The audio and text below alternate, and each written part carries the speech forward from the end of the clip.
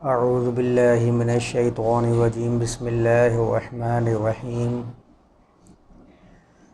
آج 23 ستمبر 2022 ہم اپنے درس کا آغاز سورۃ البقرہ کی آیت نمبر 115 سے کریں گے۔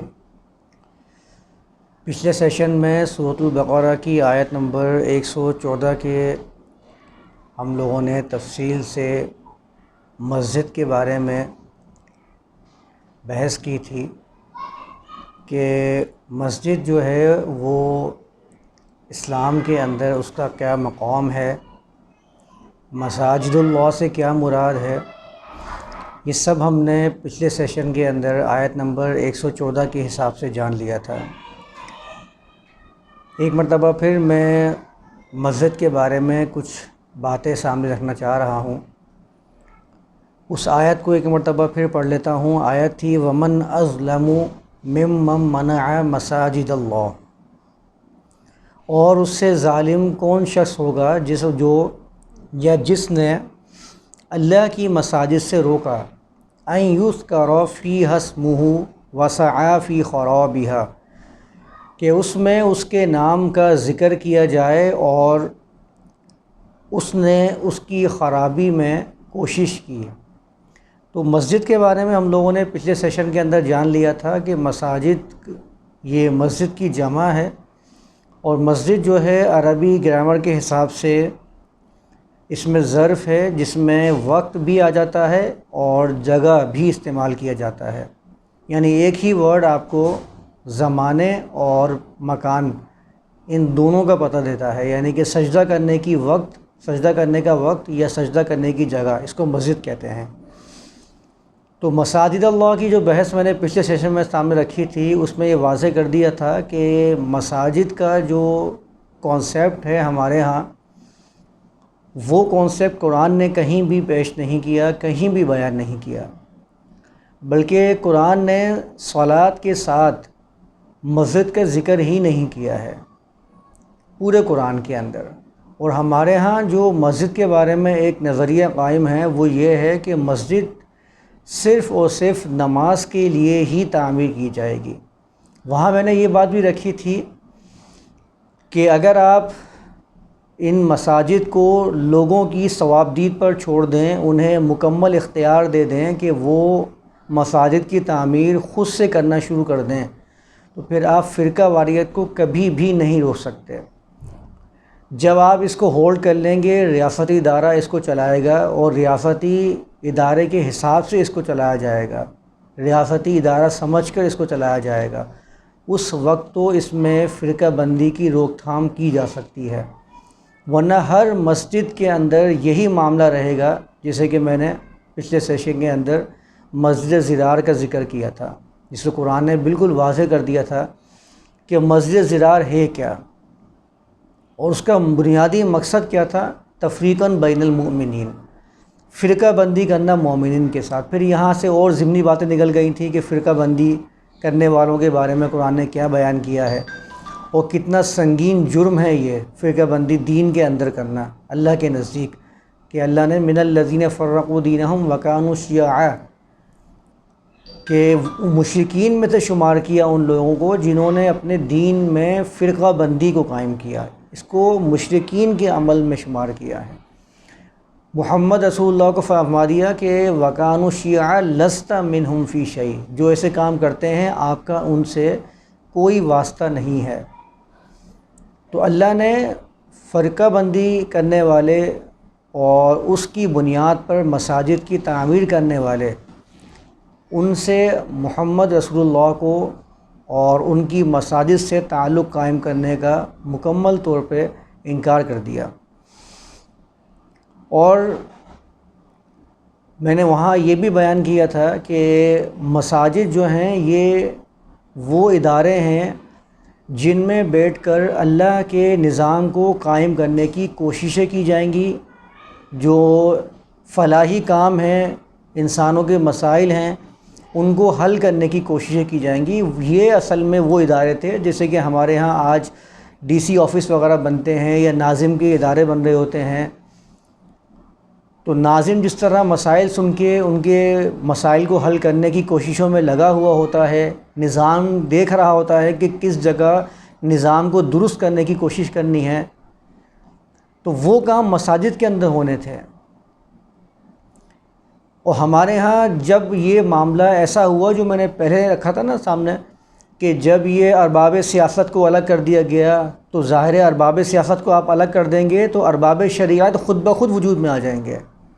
ارباب شریعت کو وجود بخشنا ہے آپ کو، تو آپ ارباب سیاست اس کو الگ کر دیجئے، تو مذاہب جو ہیں وہ الگ ہو جائیں گے اور جو سیاست والے ہیں وہ الگ ہو جائیں گے۔ اب ظاہر ہے جب آپ نے اس کے اندر تفریق کر دی ہے تو سیاست والے اپنے ادارے الگ قائم کریں گے اور مذہبی پیشوائیت جو ہے اپنے ادارے الگ قائم کرے گی۔ وہ اپنے طریقے سے اپنے اداروں کو چلائیں گے، وہ اپنے طریقے سے اپنے اداروں کو چلائیں گے۔ ان کا جو مقصد ہوگا وہ یہ ہوگا کہ آپ ہمارے کام کے اندر کوئی دخل نہیں دیں گے۔ اور ارباب شریعت جو اپنے معابد کو لے کے ساتھ بیٹھے ہوئے ہیں، جس میں وہ کچھ چند رسومات کو ادائیگی کر رہے ہوتے ہیں اور اس کو لے کے آگے چل رہے ہوتے ہیں، ان کا جو معاملہ ہوگا وہ یہ ہوگا کہ وہ ہمارے کسی بھی معاملے کے اندر دخل اندازی نہ کریں۔ آپ اپنا کام کرتے رہیں، ہم اپنا کام کرتے رہیں۔ اس زمانے کی بات ہے جب یہ مساجد جو ہیں یہ مذہبی پیشوائیت کے ہاتھ میں آئی ہیں، اور جیسے ہی ان کے ہاتھ میں آئی ہیں تو پھر یہ فرقہ بندی کی جو جڑ تھی وہیں سے شروع ہو گئی، کیونکہ ارباب شریعت نے مکمل اختیار دینا پڑا ان کو، ارباب سیاست نے ارباب شریعت کو مکمل اختیار دینا پڑا کہ ٹھیک ہے ہم تو یہ ذمہ داری نہیں اٹھا سکتے کیونکہ ہمیں تو اپنے ادارے چلانے ہیں، تو آپ لوگوں کے مال سے ہی جو ہے اپنا معاملات کو آگے چلا سکتے ہیں تو چلائیے، ہماری طرف سے آپ کو مکمل اجازت ہے۔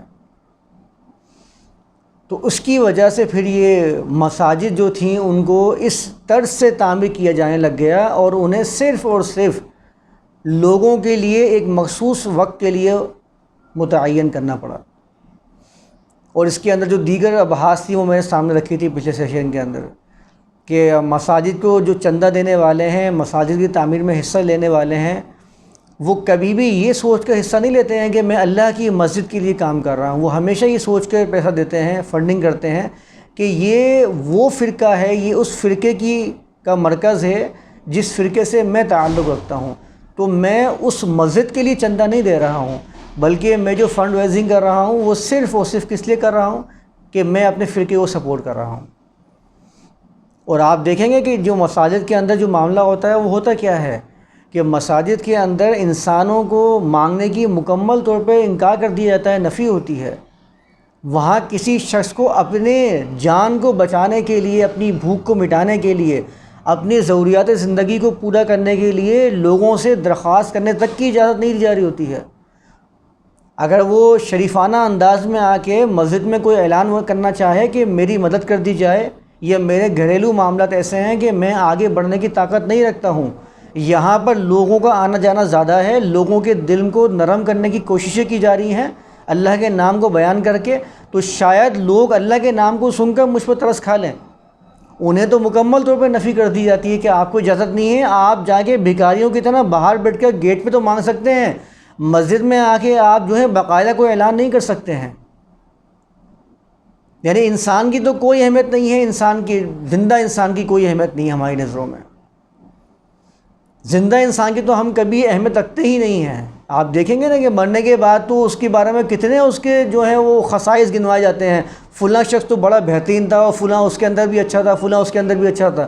جب وہ زندہ ہوتا ہے تو اس کی کسر نہیں چھوڑتے ہیں کوئی اس کو ختم کرنے کی، اس کی ٹانگیں کھینچنے کی، اس کو ترقی کو روکنے کی، اس کے بارے میں پروپیگنڈا کرنے کی تو کسر نہیں چھوڑتے ہیں کوئی، اور مر جاتے ہیں تو اس کے خصائل بیان کرنا شروع کر دیتے ہیں، وہ تو اتنا اچھا تھا، وہ تو اتنا زبردست کام کرتا تھا۔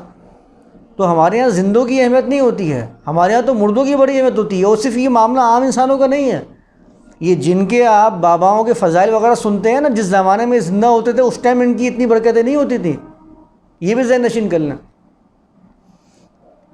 ان کے جو فضیلتیں ہیں وہ ان کے وفات کے بعد تو وہ بڑھ جاتی ہیں، ان کے مزار بنا دیے جاتے ہیں، ان کو یاد تازہ کرنے کے لیے ان پہ عرس کے عرس کیے جا رہے ہوتے ہیں۔ جب زندہ ہوتے ہیں تو کوئی ان کا پروگرام تک نہیں ہوتا، کوئی پوچھتا بھی نہیں ہے ان لوگوں کو۔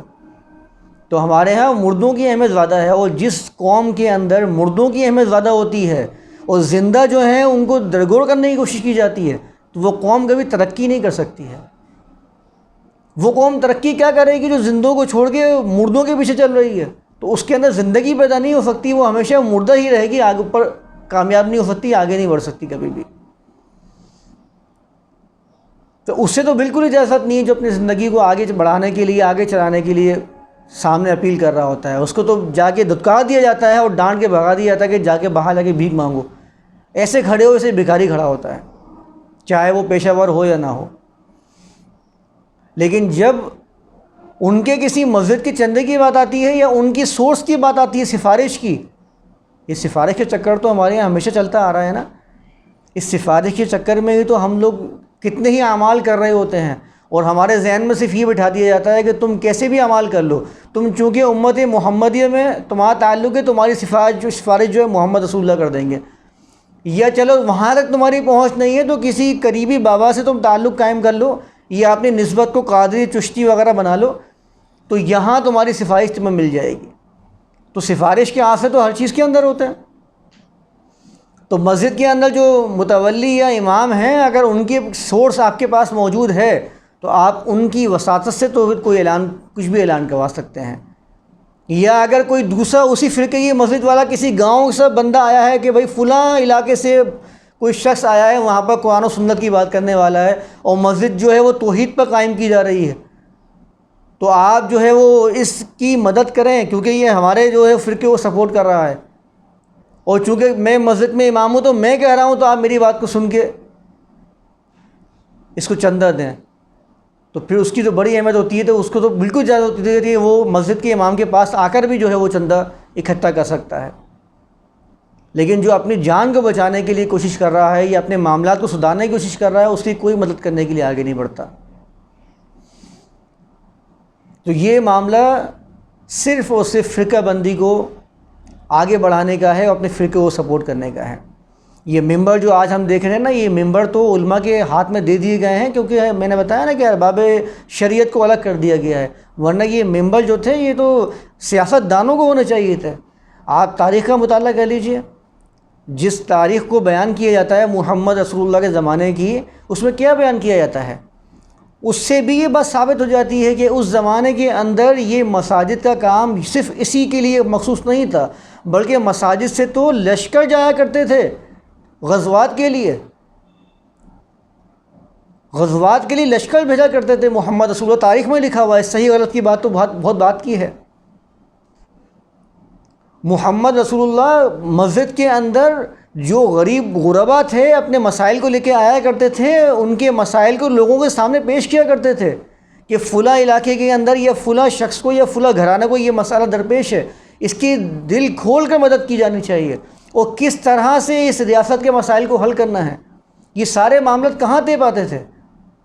مسجد نبوی کی تاریخ جو آپ اٹھا کے پڑھی، اس میں یہ لکھا ہوا ہے کہ محمد رسول اللہ صرف اسی مسجد نبوی کے اندر ان کا جو ہے وہ مرکز تھا ان کا، اس مرکز کے اندر فیصلے کیے جاتے تھے ریاست کے۔ اور پھر آپ جا کے آگے بڑھ جائیں، جو خلیفہ کے نام بتائے جاتے ہیں، عمر بن خطاب یا ابو بکر صدیق، اس طرح کے نام جو تاریخ میں بتائے جاتے ہیں، ان کے مرکز کیا تھے؟ انہوں نے کوئی الگ سے مرکز قائم کیے تھے؟ اس زمانے میں مسجد کے اندر بیان کرنے والے، خطبے دینے والے اور مسجد میں نمازوں کی امامت کرنے والے جو تاریخ بتاتی ہے وہ کون تھے؟ وہ سارے کے سارے یہ حکمران ہی تھے۔ تو تاریخ خود گواہ ہے اس کے اوپر، جو آپ تاریخ پیش کر رہے ہیں اس میں خود بیان کیا جا رہا ہے کہ یہ مساجد جو تھیں یہ تو سیاست کے ساتھ اٹیچ ہو کے چل رہی تھی، ریاست کے ہاتھ میں تھی، مکمل کنٹرول تھا ریاست کا۔ تو ریاستی اداروں کو جو ہے وہ ارباب شریعت کے ہاتھ میں دیا، اور پھر آپ دیکھیں کیا حال ہوا ہے۔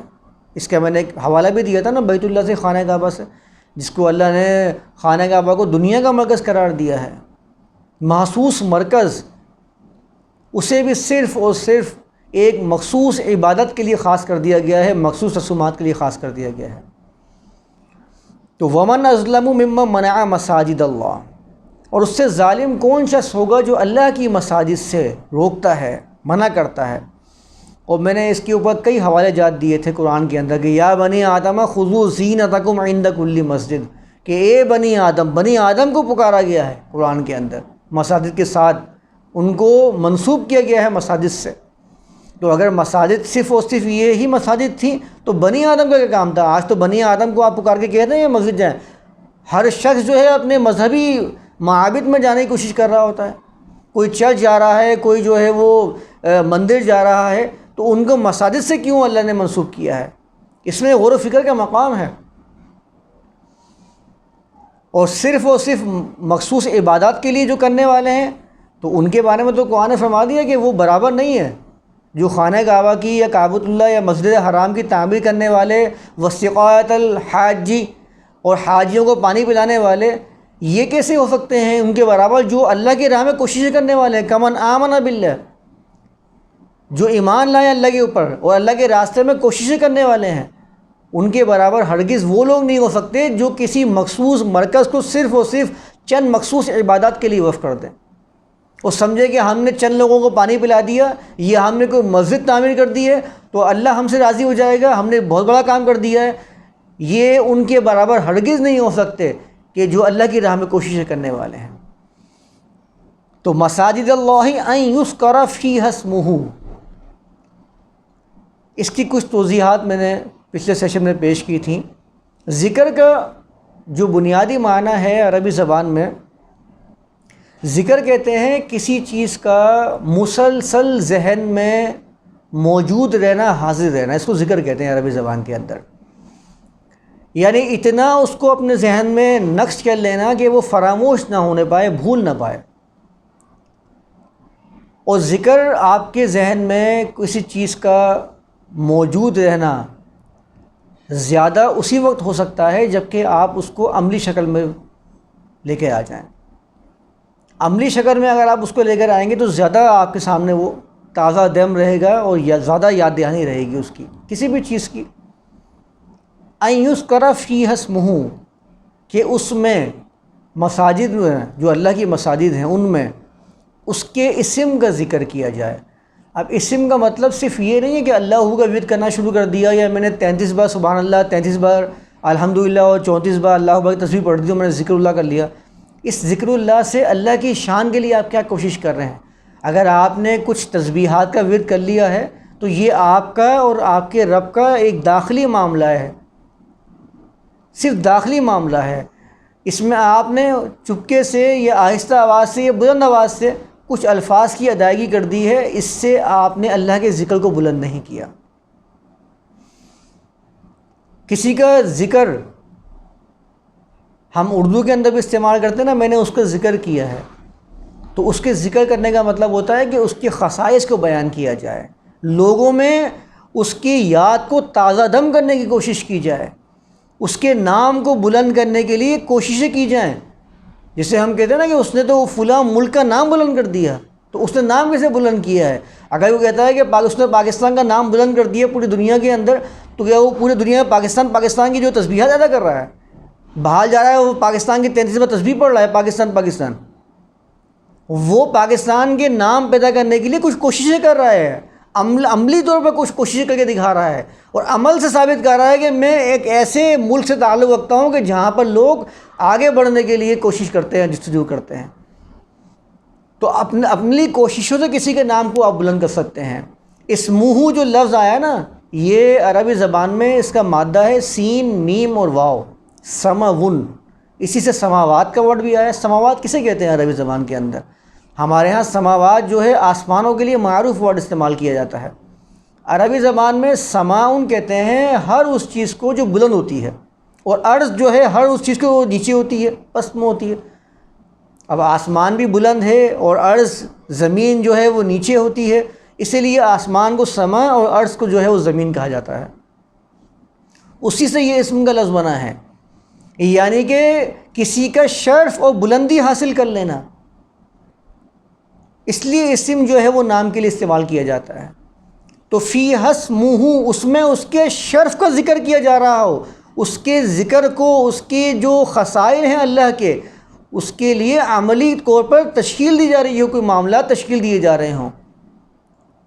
جسے میں نے بیان کیا نا کہ ذکر کا مطلب کیا ہوتا ہے کہ آپ کسی چیز کو فراموش نہ ہونے دیں، اور اس کی بہترین جو ذریعہ ہے وہ کیا ہے کہ آپ اس کو عملی تشکیل دے دیں، اور عملی تشکیل دینے کے لیے آپ جد و جہد کریں، جد و جہد کریں گے تو ہی اس کا نام بلند ہوگا، ورنہ صرف تسبیحات کرنے سے کسی کا بھی نام بلند نہیں ہوتا، تو اللہ کا کیسے ہوگا؟ تو فی حسمہ کہ اس کے ذکر کو نافذ کرنے کے لیے، یعنی کہ اس کے قانون کو نافذ کرنے کے لیے، ظاہر ہے اللہ کے قانون کو نافذ کریں گے، دنیا میں آپ اللہ کے قانون کو نافذ کر کے ثابت کریں گے کہ اللہ کا قانون بہت بلند ہے۔ آج ہم کئی معاشروں کی مثالیں دیتے ہیں نا کہ فلاں کا قانون جو ہے وہ کتنا مشہور ہے، اس کا نام کتنا بلند ہے۔ اس کے نام بلند ہوا اس کے قانون کی وجہ سے، اس کے رولز کی وجہ سے جو اس نے پیش کیے ہیں، اس کے نظریات کی بنا پر۔ فلاں کا نظریہ کتنا مشہور ہے، نیوٹن کا نظریہ کتنا مشہور ہے۔ تو اللہ کا جو نظریہ ہے، اللہ نے جو قانون پیش کیا ہے، اس قانون کے لیے عملی طور پر کوشش کی جائے تو اس کا نام معاشرے میں اور دنیا کے اندر بلند ہوگا۔ تو یہ جو مساجد ہیں اس کے اندر اس چیز کی عملی طور پر کوشش کی جاتی ہے کہ اللہ کے قانون کو کس طرح سے رائج کرنا ہے، اور اس کے لیے ہمیں کس طریقے سے جد و جہد کے لیے آگے نکلنا ہے۔ وسعی فی خرابها، اور وہ ظالم کون ہے؟ وہ اللہ کے مساجد کو خراب کرنے کی، تخریب کاری کی کوششوں میں لگا رہتا ہے۔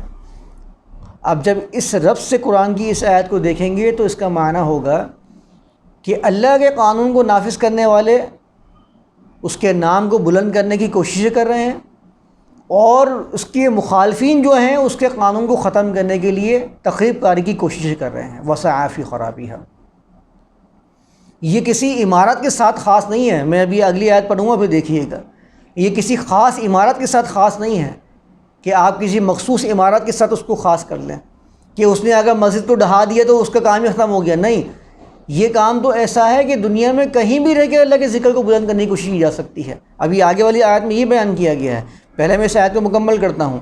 آگے اللہ بیان فرماتا ہے اولئک ما کان لہم، جن لوگوں کی اللہ نے یہاں پر بیان کیا ہے، مثال بیان کی ہے، جن کے ظلم کو ذکر کیا ہے، یہ وہ لوگ ہیں کہ ان کے لیے یہ رواں ہی نہیں تھا ان یدخلوہا، کہ اللہ کی مساجد میں داخل ہو جائیں، الا خائفین، مگر ان کی حالت کیسی ہو، ان کو خوف آ رہا ہو اس بات سے کہ یہ جس نظام کو پیش کر رہے ہیں یہ نظام تو فلاحی نظام ہے، یہ وہ نظام ہے کہ جو خود اپنی پہچان آپ ہے، اپنی مثال آپ ہے۔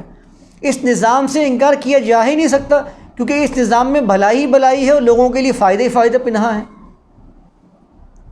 ایسا نظام اللہ قرآن کے اندر بیان کرتا ہے جس میں معاشرے کی فلاح و بہبود چھپی ہوئی ہوتی ہے۔ تو اس نظام کے خلاف کام کرنے والوں کے دل کے اندر یہ خوف موجود ہونا چاہیے کہ اگر ہم نے اس نظام کے خلاف کام کیا ہے تو ہمیں بھی اس کے نقصان سے دوچار ہونا پڑے گا، کیونکہ ہم بھی معاشرے کا حصہ ہیں۔ لم يدخلوها الا خائفین، ان کے دل کے اندر، ان کے ذہن میں اس بات کا خوف بیٹھا ہوا ہونا چاہیے جب بھی وہ اس میں داخل ہوں کہ یہ انسانیت کے لیے کام کر رہے ہیں اور ہم انسانیت کے خلاف کام کرنے کی کوشش کر رہے ہیں، تو ہمارا جو کام ہے وہ انسانیت کے خلاف ہے اور ہم بھی انسان ہیں، تو ہمیں بھی اس کے نتائج سے سامنا کرنا پڑے گا۔ لہم فی الدنیا خزی ولہم فی الآخرۃ عذاب عظیم، اور ان کو اس بات سے جان لینا چاہیے کہ جس قانون کو اللہ نے پیش کر دیا ہے، اس قانون کے خلاف کرنے والے ان کے لیے حال میں بھی رسوائی ہے۔ دنیا کا مطلب صرف یہ دنیا اور آخرت کا مطلب مرنے کے بعد کا حصہ نہیں ہوتا ہے۔ دنیا کا مطلب عربی زبان میں حال کو بھی دنیا کہتے ہیں، اور آخرت کا مطلب آخری جو مستقبل آپ کا آنے والا ہے۔ تو ان کو اس بات کا خوف ہونا چاہیے، ان کو جان لینا چاہیے کہ اگر وہ اس قانون کے خلاف، انسانیت کے قانون کے خلاف کام کریں گے تو حال میں بھی ان کو رسوائی کا سامنا کرنا پڑے گا، اور مستقبل کے اندر بھی ان کو عذاب عظیم سے دوچار ہونا پڑے گا۔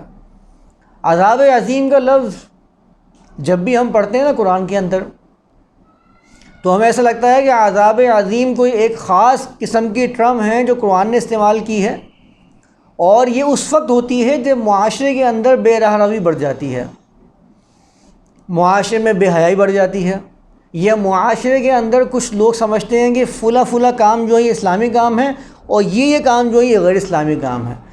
اچھا یہ غیر اسلامی کام اگر معاشرے میں رائج کر دیے جائیں گے تو عذاب عظیم آ جائے گا، اللہ کا عذاب آ جائے گا. یہ عام ہمارے ہاں معاشروں کے اندر یہ مشہور ہے کہ اگر آپ کے معاشرے کے اندر دیکھیں یہ قیامت کی نشانی آ رہی ہے، اس جگہ ایسا کام ہوا، یہ تو قیامت کی نشانی ہے، ایسا ہو جائے گا کہ اللہ کا غضب نہیں آ جائے گا آپ کے اوپر، آپ ایسا کام کیوں کر رہے ہیں؟ تو عذاب عظیم سے ہمیشہ یہ ایسی چیز مراد لیتے ہیں جس میں یہ سمجھتے ہیں کہ اللہ تعالیٰ کوئی خاص طور پر عذاب ان کے اوپر نازل فرمائے گا. میں پہلے بھی یہ بات بیان کر چکا ہوں کہ یہ جو سزا کا کانسیپٹ ہے نا، یہ قرآن نے بیان ہی نہیں کیا ہے. قرآن نے جزا کا کانسیپٹ بیان کیا ہے. جزا جو ہوتی ہے وہ داخلی ہوتی ہے، سزا جو ہوتی ہے وہ خارجی ہوتی ہے، جو خارج سے مل رہی ہوتی ہے. جزا کا معنی یہ ہوتا ہے کہ جزا جو آپ نے عمل کیا ہے تو اس کے ساتھ کوئی نہ کوئی نتیجہ آپ کا لگا ہوا ہے، نتیجے کو آپ بدل نہیں سکتے. یعنی یہ نہیں ہو سکتا کہ پانی پیوں اور پیاس نہ بجھے، کیونکہ پانی کی اللہ نے جو خاصیت شامل کر دی نا وہ یہ ہے کہ پیاس بجھانا. یہ اس پانی کی تاثیر ہے، یہ اس پانی کی مقدار ہے، یہ اس پانی کی تقدیر ہے. پانی کا کام کیا ہے کہ وہ نشیب کی طرف بہتا ہے، نیچے کی طرف ڈھلان کی طرف وہ بہتا ہوا چلا جاتا ہے. یہ نہیں ہو سکتا کہ پانی جو وہ اوپر کی طرف جانا شروع ہو جائے، آسمان کی طرف چڑھنا شروع ہو جائے، کیونکہ اللہ نے اس کے اندر یہ تاثیر رکھ دی ہے کہ وہ نشیب کی طرف بہے گا، ہمیشہ فراز کی طرف نہیں جائے گا، اوپر کی طرف نہیں جائے گا. یہ میرے ہاتھ میں نہیں ہے. میرے ہاتھ میں عمل کرنا ہے، نتیجہ میرے ہاتھ میں نہیں ہے. میں پہلے بھی اس کو تفصیل سے بیان کر چکا ہوں. تو میرے ہر عمل کے ساتھ نتیجہ مرتب ہوتا جا رہا ہے جو دیر سویر میرے سامنے آ کے رہے گا. میں عمل کرتا جاؤں گا اور اس کے نتائج سامنے آتے جائیں گے. وہ نتائج بعض اوقات بہت جلدی بھی سامنے آ جاتے ہیں، جیسے کہ آپ نے کوئی گولی کھائی وہ سر کا درد صحیح ہو گیا. وہ نتائج کئی عرصے کے بعد بھی سامنے آ سکتے ہیں. بعض اوقات تو ہزار سال لگ جاتے ہیں کسی قوم کو تباہ ہونے میں، لیکن آتے ضرور ہیں. ایسا نہیں ہو سکتا کہ نتائج سامنے نہ آئیں جب تک کہ وہ اپنی اصلاح نہ کر لیں. تو یہ جو عذاب عظیم کا جو کانسیپٹ ہے نا، یہ عذاب جو ہے آپ کے اپنے اعمال سے سامنے آتا ہے. معاشرہ جو ہے اس کی میں ترقی رک جاتی ہے، معاشرہ لوگوں کے سامنے ذلیل و خوار ہو جاتا ہے. پہلے کے جو ہم نے اقوام عالم کا جو قرآن کے اندر تذکرہ پڑھا ہے اس میں کیا ہے کہ وہ قومیں جو ہیں برباد ہو گئیں، اپنا مقام کھو گئیں، دنیا میں ان کی اہمیت کو ختم کر دیا گیا. نقالی کرنے والی، جس کو فرمایا نا قرآن کونوا قردۃ خاسئین، جیسے کہ بندر لوگوں کی نقالی کرتا ہے، وہ محتاج ہوتا ہے، ڈگڈگی کا محتاج ہوتا ہے. اس کی لگام، اس کی جو رسی ہوتی ہے وہ لوگوں کے ہاتھ میں ہوتی ہے، وہ جیسے چلائیں وہ چل رہا ہوتا ہے. وہ جس کے سامنے ناچنے کو کہتے ہیں وہ ناچنا شروع کر دیتا ہے، جس کو سلام کرنے کو کہتے ہیں وہ سلام کرنا شروع کر دیتا ہے. تو ایسے ذلیل بندر بن جاؤ. یعنی تمہارے اندر وہ صفات پیدا ہو جاتی ہیں انسان کے اندر یا اس قوم کے اندر جو قانون کے خلاف کام کرنا شروع کر دیتی ہے، جس کے اندر فساد برپا کرنے کی جو ہے صفت پیدا ہو جاتی ہے، اصلاحی معاشرہ ختم ہو جاتا ہے. تو یہ عذاب عظیم یہ ہمارے ہی اعمال کا نتیجہ ہے.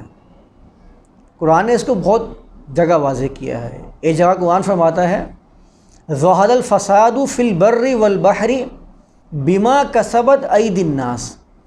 یہ جو فساد تم دیکھ رہے ہو نا، بر میں اور بحر میں، سمندر میں اور زمین کے اوپر جتنا بھی فساد برپا ہوا ہے، ظاہر ہوا ہے، یہ لوگوں کے اپنے اعمال کا نتیجہ ہے، لوگوں کی ہاتھ کی کمائی ہوئی چیزیں ہیں. یہ بما کسبت ایدی الناس، کسبہ کا مطلب ہوتا ہے کسی چیز کو جد و جہد کرنا اور اس کو اپنے لیے جمع کر لینا، حاصل کر لینا.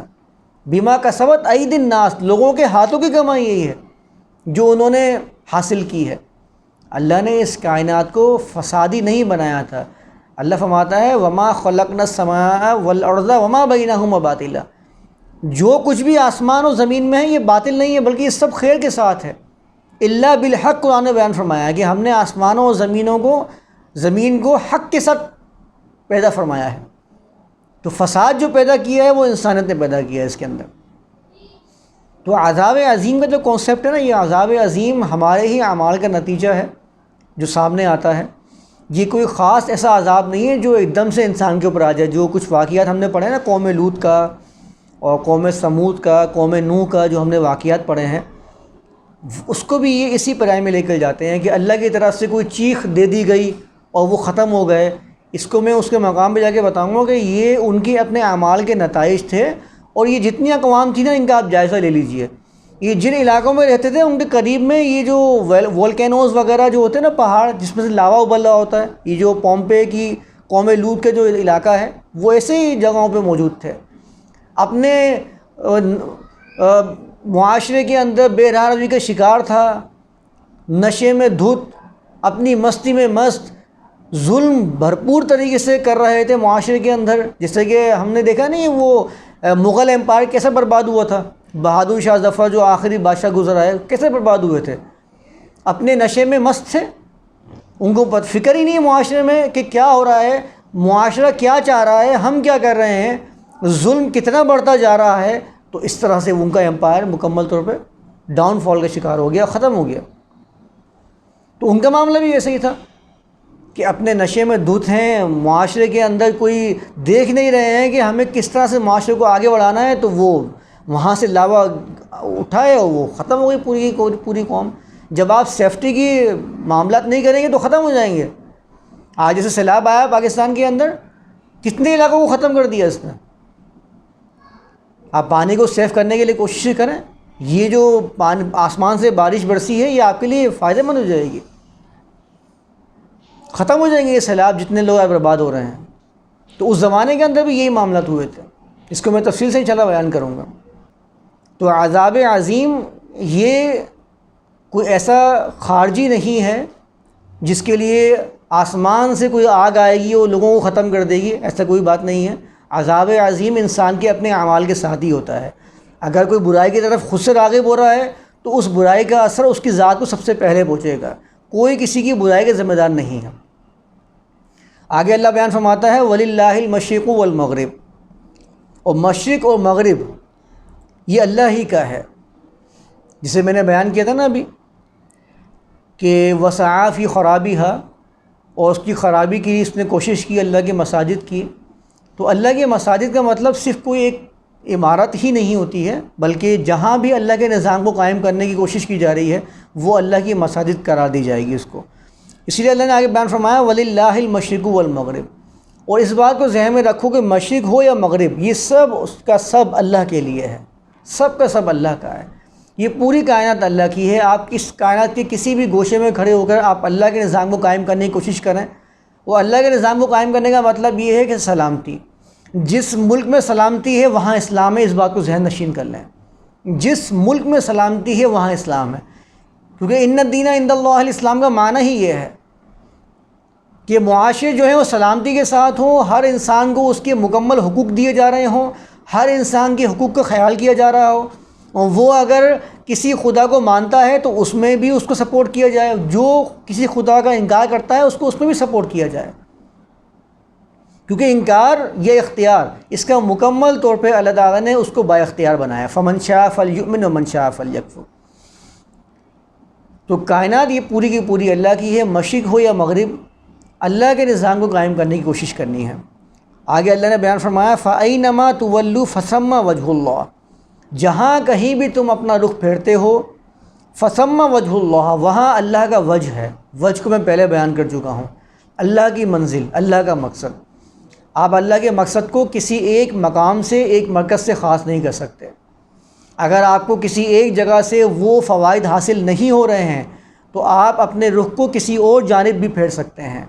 جیسے کہ ابراہیم رسول اللہ ایک علاقے سے وہ کہتے ہیں انی مہاجر الی ربی، کہ یہاں مجھے وہ فوائد حاصل نہیں ہو رہے ہیں، میں اللہ کے پیغام کو، اللہ کے قانون کو لاگو کرنے میں مجھے دقت پیش ہو رہی ہے. انی مہاجر الی ربی، میں اپنے رب کی طرف ہجرت کرنے والا ہوں، اپنے رب کی طرف. اب اس کا مطلب یہ نہیں کہ اللہ وہاں موجود تھا، مطلب یہ ہے کہ جہاں اللہ کا قانون نافذ کرنے کی کوشش کی جا سکتی ہو، فوائد نظر آ سکتے ہوں، وہاں اللہ ہے، یعنی اللہ کا قانون. انی مہاجر الی ربی، تو فَأَيْنَمَا تُوَلُّوا فَثَمَّ وَجْهُ اللَّهِ، جہاں کہیں بھی تم پھرو، فَثَمَّ وَجْهُ اللَّهِ، وہاں اللہ کا وجہ ہے. ان اللہ واسع علیم، و بے شک اللہ وسیع کرنے والا، چیزوں کو وسعت دینے والا، جو اس کے کام کے لیے کوشش کرتا ہے اس کے کام کو وسیع کرنے والا، اور علیم ہے، علم والا ہے. تو یہاں تک میں اس کو رکھتا ہوں. انشاءاللہ اگلی کلاس میں ہم سورۃ البقرہ کی آیت نمبر 116 سے شروع کریں گے. وما علینا الا البلاغ.